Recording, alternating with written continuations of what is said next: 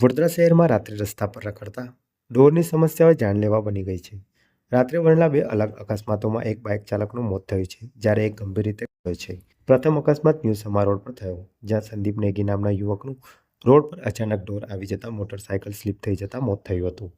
બીજો અકસ્માત સોમા તળાવ પાસે બન્યો, જ્યાં ભાવિન પટેલ નામના બાઇક ચાલકની ઢોર આવી જતા અકસ્માત નડ્યો હતો. તેને ગંભીર ઈજા થતાં સારવાર માટે હોસ્પિટલ ખસેડવામાં આવ્યો છે. આ ઉપરાંત મહેસાણા નગર પાસેનો અકસ્માત સીસીટીવીમાં કેદ થયો છે, જેમાં રખડતા ઢોર રોડ પર દોડતા દેખાઈ રહ્યા છે અને બાઇક ચાલક તેમની ટક્કર બાદ નીચે પટકાયો છે. વડોદરા શહેરમાં ઢોર મુક્ત શહેરના દાવા વચ્ચે આવા અકસ્માતો સામે આવતા તંત્રની કામગીરી પર સવાલો ઉઠી રહ્યા છે. સ્થાનિક રહેવાસીઓએ પણ ફરિયાદ કરી છે કે રાત્રિના સમયે ઢોર રખડતા મુકાતા અકસ્માતોમાં સતત વધારો થઈ રહ્યો છે. એક પછી એક થતા આવા બનાવો પછી હવે પશુ માલિકો અને નગરતંત્ર સામે કડક કાર્યવાહી કરવાની માંગ ઉઠી રહી છે.